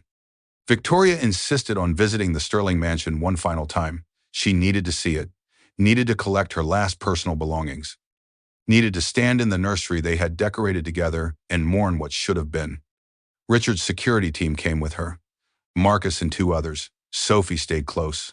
Thornton waited in the car with legal documents ready in case Harrison tried anything. But Harrison wouldn't be trying anything, because Harrison was in a holding cell downtown, being processed on charges that would put him away for decades. The mansion felt cold and empty, like a museum rather than a home. Had it always been this sterile, or had Victoria simply stopped noticing? She walked through the foyer, past the formal living room where Margaret had criticized her maternity dress, past the dining room where Harrison had eaten countless silent dinners while texting Amber, past the study where he had planned her murder, up the stairs and into the nursery. Victoria stood in the doorway. The room was pale blue, gender neutral. They had decorated it together 3 months earlier, picked out the crib, the changing table, the rocking chair. Harrison had smiled and made suggestions and held her hand and talked about the future, all while planning to kill her. Victoria walked to the crib, ran her hand over the smooth wood, touched the mobile they had chosen together. Little animals, elephants and giraffes and lions. Every choice was tainted now. Every memory poisoned. "Are you okay?" Sophie asked from the doorway. "This room will still be a nursery," Victoria said quietly. "Just not here, not in this house, not in this life." She turned away and didn't look back. They packed quickly. Sophie had made a list: clothes, books, photos of Victoria's mother, personal items that belonged to her alone. Nothing else. Nothing connected to Harrison or the Sterling family. "Leave it all," Victoria said. "I don't want anything from this place." In the bedroom she had shared with Harrison, Victoria opened the closet and found the box of maternity photos from just months earlier. Her and Harrison, her belly just starting to show, both of them smiling. She had looked happy in those photos. He had looked convincing. Victoria tore the photos in half and let them fall to the floor. Cathartic, necessary. Then she found it, hidden at the back of Harrison's nightstand. A burner phone. "Marcus," she called. "We need to bag this as evidence." Marcus came in with gloved hands, took the phone, sealed it in plastic. This would go directly to Detective Walsh. More evidence, more proof of premeditation. They finished packing, 2 suitcases and 3 boxes. 7 years of marriage reduced to what would fit in a car. As they left, Victoria paused at the front door, looked back one final time. "I loved you," she said, to the empty house, to the ghost of her marriage, to the life that had never really existed. "I loved you, and you almost destroyed me." Then she walked out. Marcus locked the door behind them. Victoria would never come back. That night, in her childhood bedroom at her father's estate, Victoria couldn't sleep. The burns ached, the baby kicked. Her mind circled on the recordings. At midnight, she got up and walked to the window, looked out at the grounds where she had played as a child, where her mother had taught her to garden, where her father had pushed her on swings. She was safe here, protected, surrounded by people who actually loved her. But she also felt profoundly alone. The weight of single motherhood loomed. She would raise this baby without a father. Explain someday why daddy was in prison. Navigate the trauma and the questions and the judgment. Her phone buzzed, a text from an unknown number. She almost didn't read it. But something made her look. "Mrs. Sterling, this is Sarah Walsh. Off the record, I wanted you to know that 3 other women have come forward.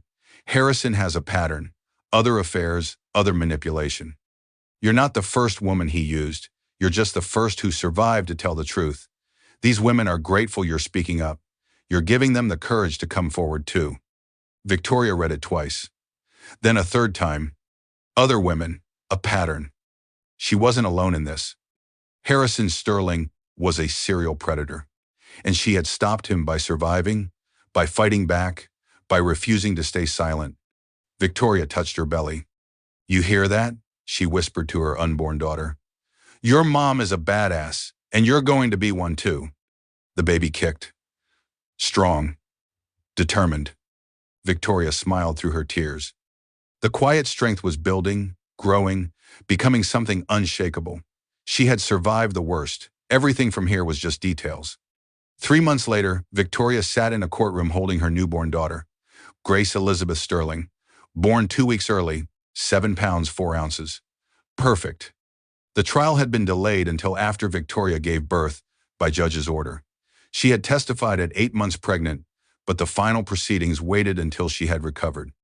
Now Grace slept in her arms, tiny and peaceful, while Victoria watched Harrison Sterling face justice.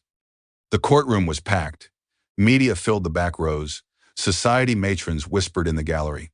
Margaret Sterling sat in the front, her face a practiced mask of grief. Harrison looked haggard. 3 months in jail had aged him. Gray streaked through his hair. His expensive suit couldn't hide the hollowness in his face. He had refused every plea deal, insisted on going to trial, convinced his high-priced lawyers could win acquittal despite the overwhelming evidence. They couldn't. The prosecution had spent 3 days presenting the case. Videos from the Gala showing Amber's attack, hospital records documenting Victoria's injuries, financial records showing the insurance policy and the cash withdrawal, phone records proving constant contact between Harrison and Amber, and the recordings, every one of them played in open court. Harrison's voice filling the courtroom. Planning, murder, manipulating Amber, reducing his wife and unborn child to dollar signs and leverage. Victoria had testified 2 weeks earlier, had taken the stand and told her story calmly, clearly, every detail from the gala, every moment of realizing her husband wanted her dead. The prosecutor had asked, "What went through your mind when you were on fire?" Victoria had looked directly at Harrison. "That my baby wouldn't know their mother. That this man I loved, that I had built a life with, was letting me burn.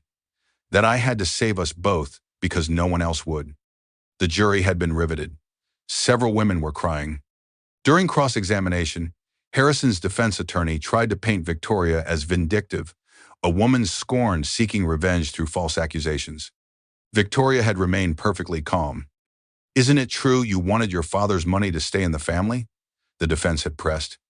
"Isn't it true your client tried to murder me to get my father's money?" Victoria had replied. The judge had allowed the response. The jury had barely hidden their approval. Amber testified next, still visibly pregnant, 6 months along. She had pleaded guilty to assault in exchange for a reduced sentence.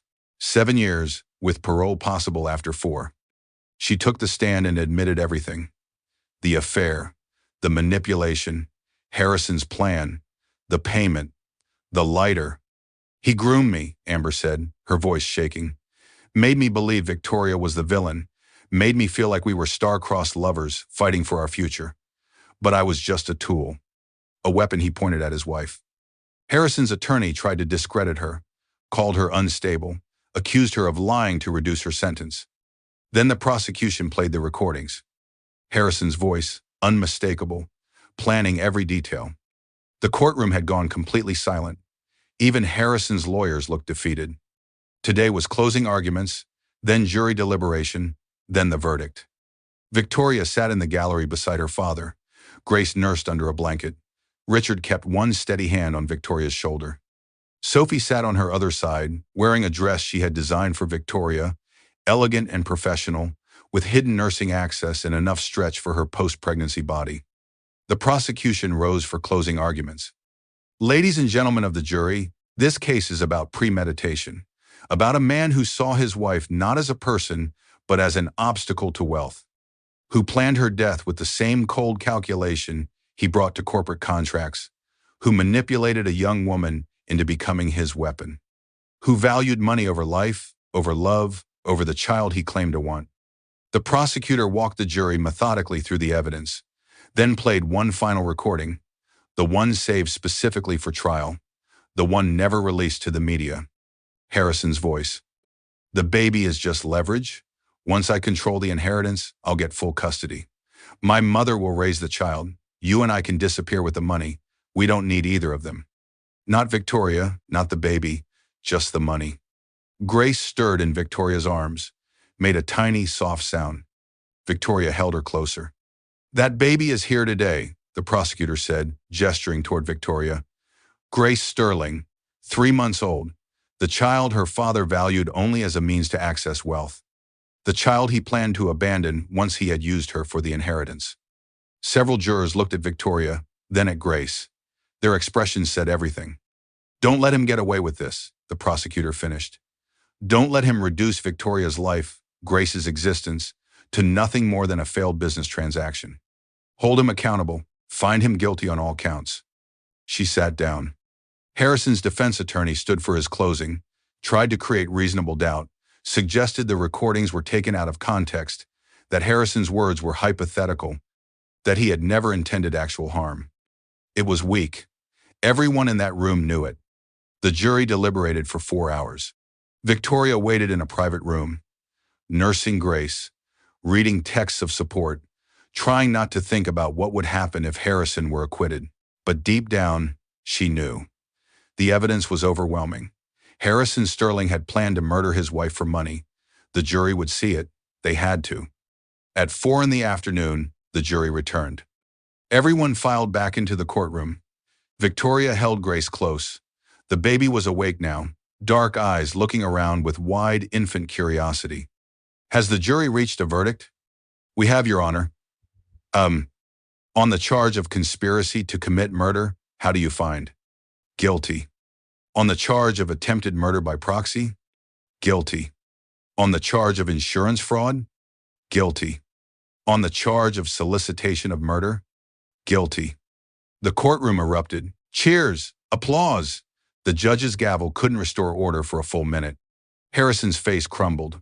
For the first time, Victoria saw something unguarded. Fear, horror, the realization that his life as he had known it was over. Margaret Sterling wept loudly. Whether she was crying for her son or her family's ruined reputation, Victoria couldn't say. The judge set sentencing for 2 weeks later. Victoria walked out of the courtroom with her head high, Grace in her arms, her father on one side, Sophie on the other.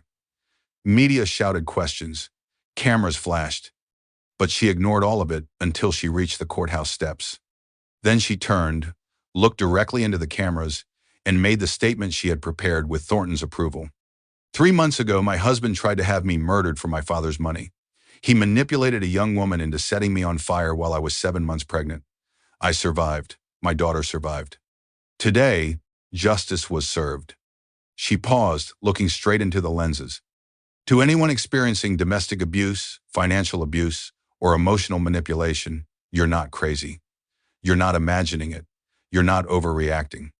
Trust your instincts, speak your truth, survive, because survival is the first step to justice. Grace chose that exact moment to coo. The sound was captured by every microphone in the crowd. Victoria smiled, kissed her daughter's head, and walked away from the courthouse feeling lighter than she had in months. Sentencing came 2 weeks later. 25 years in prison, eligible for parole in 15. Harrison Sterling, age 35, would be 50 years old at his earliest possible release.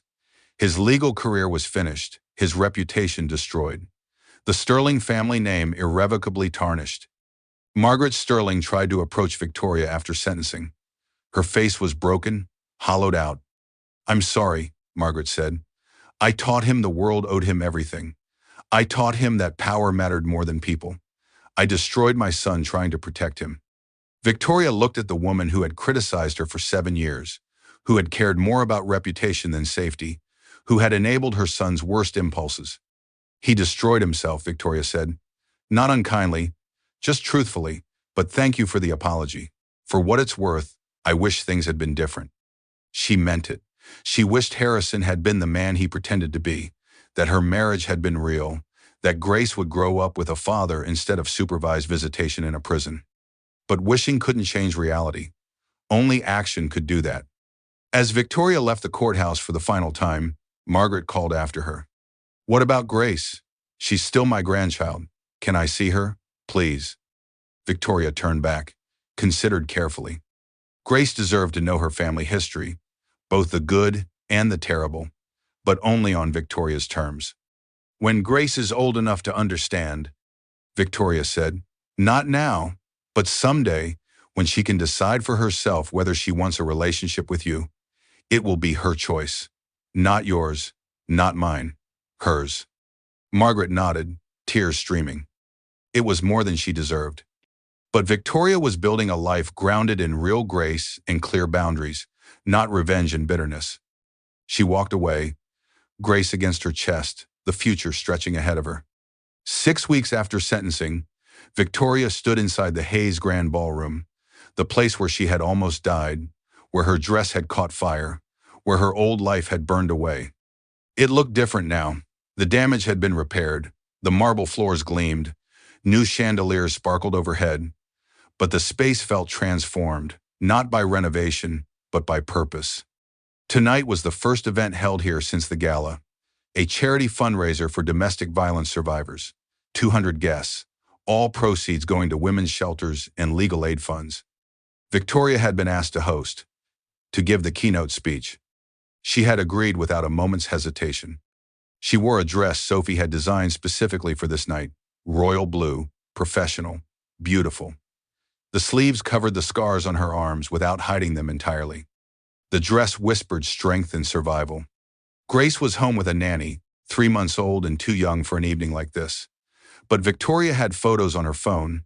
Her daughter's face was her touchstone, her reminder of why she had survived. "Ready?" Sophie asked. She stood beside Victoria backstage, adjusting her friend's dress, checking her makeup, providing the steady support she always had. "I'm ready," Victoria said. Richard appeared, handsome in his tux, pride radiating from every inch of him. "The guests are seated," he said. "The press is here. Everyone's waiting for you." Victoria took a breath. She touched the exact spot on the floor where she had burned, where Marcus had tackled her, where the fire had been extinguished. "This place tried to kill me," she said quietly. "Now it's going to help save others." She walked on stage. The crowd rose instantly. A standing ovation before she had spoken a single word. 200 people recognizing survival, celebrating strength. Victoria stood at the podium and looked out at faces she knew and faces she didn't. Society matrons who had supported her. Women who had come forward about Harrison. Survivors of different battles, recognizing a sister in arms. She began to speak. "3 months ago, I stood in this room wearing an ivory gown and carrying my unborn daughter. I thought I was attending a charity gala. I had no idea I was fighting for my life. The room was perfectly still, attentive, respectful." Victoria told her story. Not all of it. Some details were too raw, too personal. But enough. Enough to connect. Enough to matter. She talked about the warning signs she had ignored. The gaslighting. The isolation. The way Harrison had made her doubt her own instincts. Had made her apologize for taking up space. Had made her small. "I spent 7 years making myself invisible," Victoria said, "shrinking to fit someone else's vision of who I should be, and it almost killed me." She paused, let that settle. Then she looked at the exact spot where Amber had poured vodka on her, where the lighter had flicked open, where the flames had consumed her dress. "But I survived. My daughter survived. And now I'm standing in this place that almost became my grave to tell you. Trust your instincts. Speak your truth. Leave before it's too late. Because you deserve better than someone who makes you doubt your own worth." The applause was thunderous. Victoria continued. Talked about the investigation, the trial, the justice system that had worked for her but didn't always work for everyone. "I was lucky," she said. "I had resources, a father with money and power, an excellent attorney, evidence that was impossible to ignore. But so many women don't have those advantages. They're trapped by finances, by fear, by systems that don't believe them or protect them." She gestured to the ballroom around her. "That's why we're here tonight, to raise money for women who need help leaving, who need legal representation, who need safe places to stay, who need to know they're not alone." The crowd nodded. Several women were crying openly. Victoria's voice strengthened. "They tried to burn me down. My husband, his mistress, the people who were supposed to protect me. They tried to reduce me to ashes. But I'm still here, stronger, wiser, free." She let the pause breathe. "They tried to burn me down. Instead, they set me free." The ballroom erupted. 500 people on their feet, cheering, weeping, laughing. All of them moved. Victoria stood at the podium with Grace's latest photo on the screen behind her and felt the transformation complete itself. She wasn't a victim anymore. She was a survivor, an advocate, a mother, a woman who had walked through fire and emerged, refined instead of destroyed. After the speech, Victoria moved through the crowd, accepted congratulations, thanked donors, spoke with survivors who approached hesitantly, hopefully. One woman was particularly memorable. Mid-40s, expensive jewelry, society polish. She approached Victoria with tears streaming quietly down her face. "Thank you," she whispered. "I've been making excuses for my husband's behavior for 8 years, telling myself I'm imagining things, that I'm too sensitive. But hearing you tonight, I'm not crazy, am I?" Victoria took her hands. "No, you're not crazy, you're not imagining it, and you deserve better." The woman nodded, pulled out a card. "This is my attorney's number. If you need help, if you need someone to believe you, call me." The woman clutched the card like a lifeline. "Thank you. Thank you so much." Victoria watched her walk away, hoped she would call, hoped she would leave before it was too late. Later, as the event wound down, Victoria stood alone in the ballroom. The guests had left, The cleanup crew worked quietly in the background. The chandeliers were dimmed. She walked to the spot, the place where she had burned, where everything had changed. Richard found her there. "You did good tonight, sweetheart," he said. "Your mother would be so proud." "I hope so. I hope I'm teaching Grace what real strength looks like." "You are, every day." Richard placed his arm around her shoulders. "Those other women who came forward about Harrison, they found courage because you showed them it was possible. You're making a real difference." Victoria leaned against her father, tired, satisfied, at peace. "This place will always be part of my story," she said. "But it doesn't define me. I do." "That's right. And you're just getting started." 1 week later, Victoria returned to work. Not to the art gallery where she had been a curator before her marriage, to something larger, something better, something more fitting. Director of the Hayes Foundation, a new charitable organization her father had created with Victoria as its face and leader, focused entirely on helping domestic violence survivors, providing legal aid, funding shelters, offering job training and financial independence programs. Victoria's first day back was part-time. Grace came with her. The foundation offices had a dedicated nursery and childcare for both staff and clients. Because mothers shouldn't have to choose between their safety and caring for their children. Sophie visited at lunch and brought food from Victoria's favorite restaurant. They ate in Victoria's new office overlooking Central Park. "How does it feel?" Sophie asked. "Being back in the working world?" "Terrifying, exhilarating, right?" Victoria said, bouncing Grace on her knee. "I spent 7 years letting Harrison convince me I needed him, that I couldn't succeed on my own, that becoming a mother meant giving up everything else, and now I know better. I can have everything. Career, baby, independence. I just had to stop letting someone else define my limitations." Sophie raised her coffee cup. "To Victoria Hayes Sterling, survivor, mother, and certified badass." Victoria clinked her water bottle against it. "To Sophie Bennett, best friend, truth teller, and designer of dresses that make women feel powerful." They laughed, ate, talked about plans for the foundation, about Grace's developmental milestones, about everything except Harrison and the trial and the fire. That chapter was sealed. Finished. This was the beginning of something entirely new. 6 months after the trial, Victoria received an envelope in the mail. Return address, Margaret Sterling. Inside was a check for $2 million and a handwritten note. "For Grace, I have no right to meet her or be part of her life, but she deserves better than what my son provided. Please use this however you see fit, for her education, for her future, for your foundation. Whatever helps make the world better for women like you. I'm sorry I failed you. I'm sorry I raised a monster. I'm trying to do better now, Margaret." Victoria stared at the check, at the note, at this offering from a woman who had once been her enemy, but who was also a grandmother grieving a loss she had helped create. She didn't cash it immediately.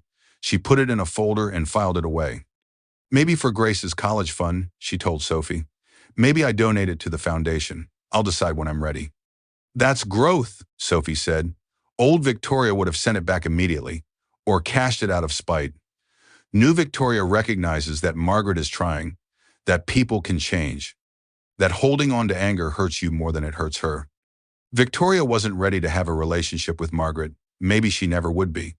But she could accept the gesture, could acknowledge the apology, could leave space for Grace to decide someday, on her own terms, whether she wanted to know her paternal grandmother. That was real Grace. Not the naive trust she had given Harrison, but the wise compassion that came from surviving and choosing, deliberately, not to become bitter.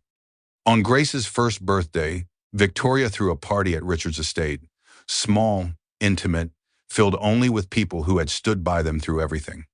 Sophie and her new boyfriend, Richard and his staff, Dr. Helen Richardson and her partner, Detective Sarah Walsh and her wife, James Thornton and his husband, Marcus and his family. The people who had become Victoria's chosen family, who had helped her survive and rebuild. Grace smashed her face joyfully into a cake Sophie had designed. Pink frosting everywhere, tiny fists grabbing, pure, unfiltered happiness. Victoria watched her daughter and felt overwhelming gratitude. This beautiful, healthy, thriving child, who had survived fire and trauma in the womb, who was loved and safe and protected every single day. "What are you thinking about?" Richard asked. He sat beside her, watching his granddaughter create frosting disasters. "That I almost didn't get this," Victoria said. "That if Harrison's plan had worked, Grace would have grown up without me. That I survived for her." "No," Richard said gently. "You survived for you. Grace is the gift. But you are the hero of your own story." Victoria thought about that. She had spent so long seeing herself through other people's eyes. Harrison's, Margaret's, society's, always asking if she was enough, if she was doing it right, if she deserved to be happy. Now she knew the answer. Yes, she was enough. She was doing it right. She deserved everything. "You're right," Victoria said. "I survived because I fought back, because I chose life, because I decided I was worth saving." "Damn right you are." Grace toddled over, frosting in her hair, chocolate on her cheeks, squealing with delight. Victoria scooped her up, kissed her messy face, and didn't care at all about the stains on her dress. "Happy birthday, baby girl," she whispered. "You're my greatest adventure." Grace babbled something incomprehensible, patted Victoria's face with sticky hands, smiled with pure, uncomplicated love. And Victoria knew, with absolute certainty, that she had made the right choice, fighting back, surviving, refusing to stay silent, building this new life from what was left. 2 years after the trial, Victoria stood in the Hayes Grand Ballroom for the third annual Survivors Gala.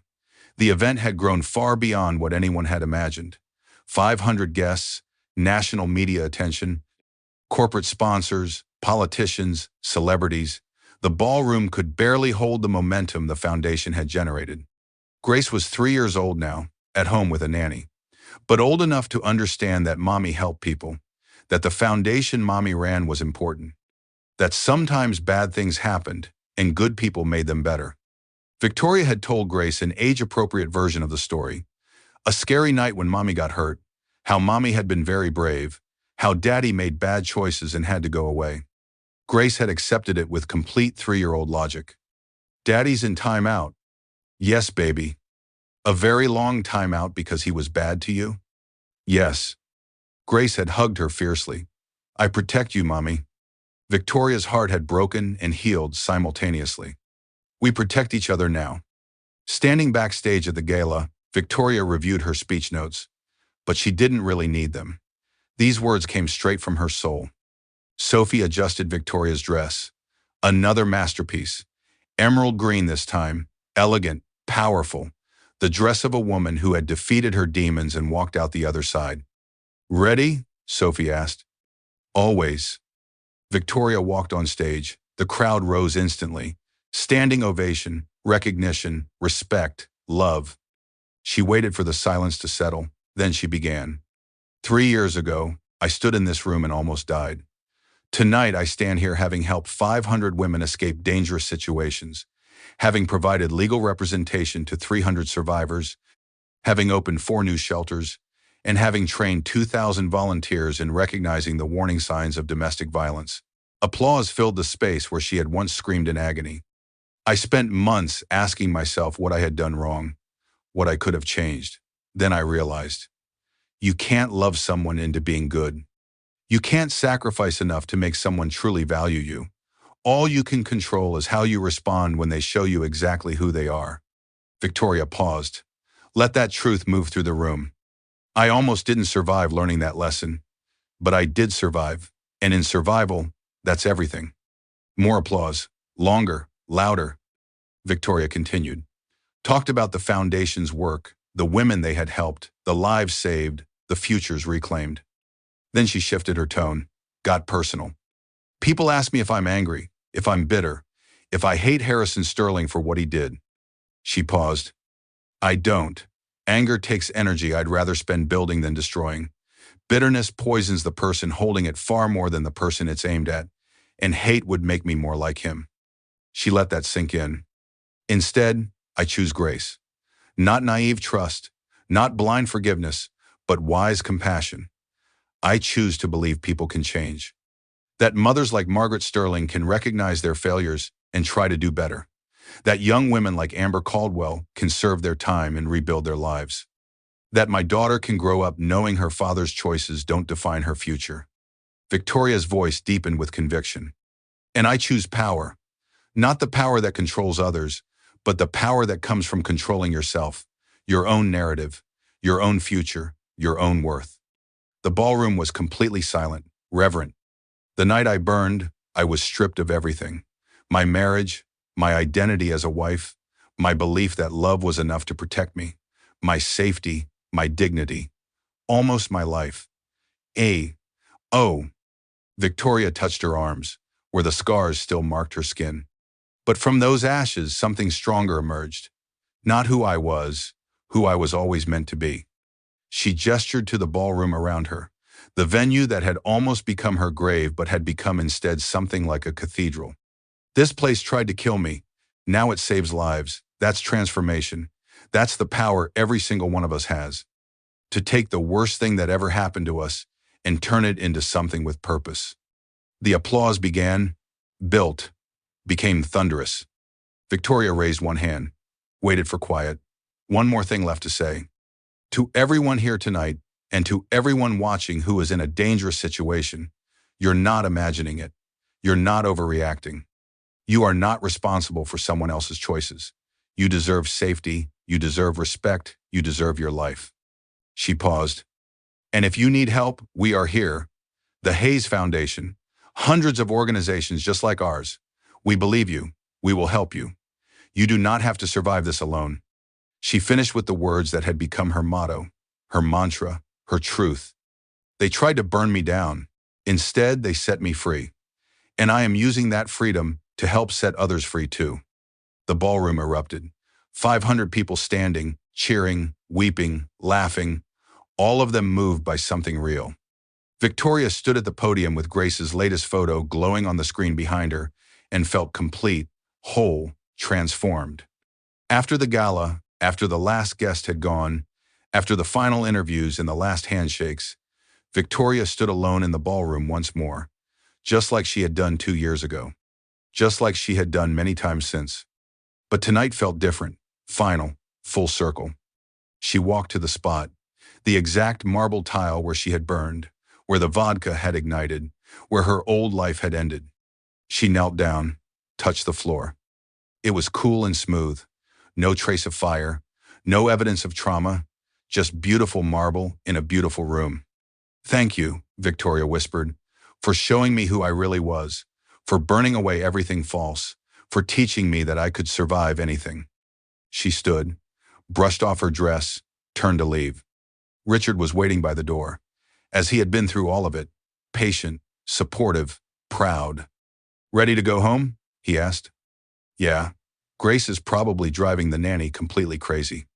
They walked out together, father and daughter, past the spot where she had almost died, through the ballroom that had witnessed both her destruction and her rebirth. Out into the Manhattan night, the city sparkled around her, the city where she had been born, where she had fallen in love, where she had survived, where she had built a new life from ashes. Victoria's phone buzzed, a text from Sophie. Amazing speech tonight. I'm so proud of you. Grace is lucky to have you as her mom.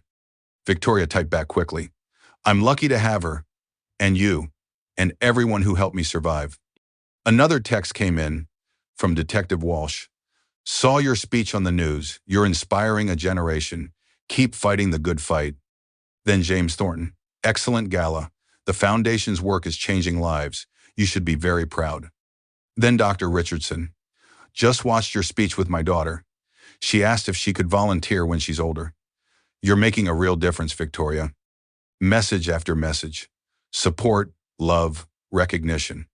Victoria felt overwhelmed, grateful, and powerful in a way she had never once felt with Harrison, because this power came entirely from within, from survival, from choice. They reached Richard's car. Marcus held the door open and smiled at Victoria with genuine warmth. Proud of you, Mrs. Sterling, he said. You've come a long way from that night. We all have, Victoria said. Thank you for saving my life. You saved your own life. I just put out the fire. Victoria hugged him. It surprised them both. But it felt exactly right. He had been there at the very worst moment. He deserved to witness her triumph.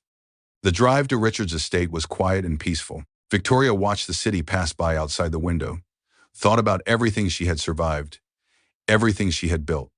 At home, she found Grace asleep in her room. The nanny reported an evening of pure chaos and sugar and toddler joy.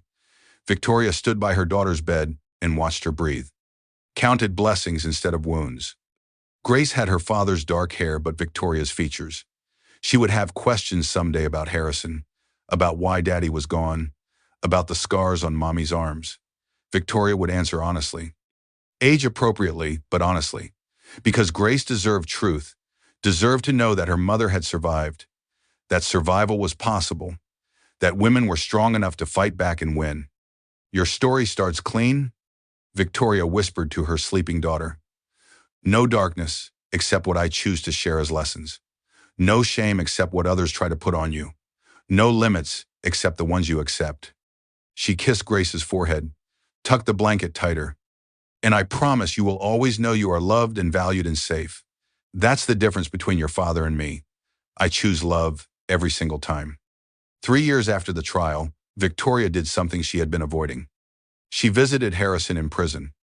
Not because she had forgiven him, not because she needed closure, but because Grace was getting older, starting to ask more questions. And Victoria wanted to see him one more time, to confirm what she already knew, that she had made the right choice, that leaving had been survival, that he was exactly who she believed him to be. The visitation room was gray, cold, institutional. Nothing like the luxury Harrison had known his entire life. He looked older, prison-aged people fast, gray hair, hollow cheeks, hands that had once signed corporate contracts folded on a metal table. Victoria sat across from him. A guard stood nearby. She had insisted on maximum security protocols. No physical contact, no privacy. Harrison stared at her, then his eyes filled with tears. Victoria, he said. His voice was rough. Thank you for coming. I didn't think you would. I almost didn't. How's Grace? I saw photos in the news. She's beautiful. She is, and she's happy and safe. Can I see her? I'm her father. I have rights. No, Victoria said firmly. You have no rights. You forfeited them when you planned to kill me, when you reduced her to leverage for an inheritance. When you told Amber you'd abandon her the moment you had the money. Harrison flinched. I was a different person then. Prison changes you. I've had time to think, to understand what I lost, what I threw away. Victoria studied him, looking for genuine remorse, for real change. She saw manipulation, practiced regret, the same mask he had worn throughout their marriage, just updated for a prison setting. You haven't changed, Victoria said. You're just repackaging the same lies. That's not fair. I've spent 3 years in here. 3 years thinking about what I did, about how I hurt you. I'm sorry. I'm genuinely sorry. No, you're not. You're sorry you got caught. Sorry you're in prison. Sorry your plan failed. But you're not sorry you tried to kill me. Because you still don't see me as a person, just an obstacle you failed to remove. Harrison's face hardened. Just for a flash. Just for a second. There it was, the real emotion. Anger, frustration, the mask slipping. I loved you, he said. In my own way, I did love you. No, Victoria said. You loved what I represented, my father's money, my social connections, the respectability I gave you. But you never loved me. And I'm okay with that now, because I love myself enough for both of us. She stood. This visit had given her exactly what she came for: confirmation, closure, certainty. Goodbye, Harrison. I won't be coming back. Grace won't be visiting.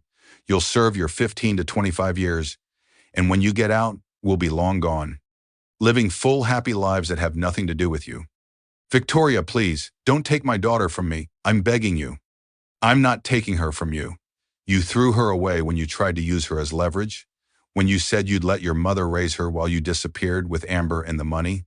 You made your choice. Now live with it. She walked toward the door. Harrison called after her. You'll regret this. Grace will hate you for keeping her from her father. She'll grow up damaged because you took away half her identity. Victoria turned back one final time and smiled. A real smile, full of peace and absolute certainty. Grace will grow up knowing her mother fought for her, protected her, and chose her over everything else. That's not damage, that's love. She left, walked out of the prison and into sunshine, fresh air, and freedom. Marcus was waiting by the car. "How are you feeling?" "Good," Victoria said, and meant it completely. "Really good. Like a chapter just closed." "Which chapter is next?" Victoria thought about the Foundation's expansion plans, about Grace starting preschool, about the book deal she had just signed to tell her story, about Sophie's wedding next month where Victoria would stand as maid of honor, about her father's recent health scare that had turned out to be nothing serious, but had reminded her that time was precious. About all the beautiful, ordinary, extraordinary moments that made up a life reclaimed. "The rest of my story," Victoria said, "and it's going to be amazing." 5 years after the fire, on the anniversary of that very night, Victoria returned to the Hayes Grand Ballroom one last time. Not for a gala, not for a speech, just for herself. Grace was with Richard. Sophie was traveling for work. Victoria was alone as she needed to be. She walked through the empty ballroom and let herself remember the night 5 years ago. The ivory gown, the vodka, the flames, the screams, the terror. Then she remembered everything that came after. The survival, the fight, the justice, the transformation. She stood on the spot, the marble tile that had marked the end of one life and the beginning of another. And she said goodbye. Not to the trauma. She would carry those scars always, physical and emotional alike. But to the identity of victim, to the shame she had carried, to the question of why it had happened to her. "It happened," Victoria said to the empty room. "And I survived, and I built something beautiful from the ashes. That's enough. That's everything." She pulled out her phone, took a photo of the spot, and posted it to the Foundation's social media with a caption. "5 years ago today, I almost died here. Tonight I stand here free, whole, powerful. They tried to burn me down, instead they set me free. Happy anniversary to me." To survival, to transformation, to choosing life over fear every single day.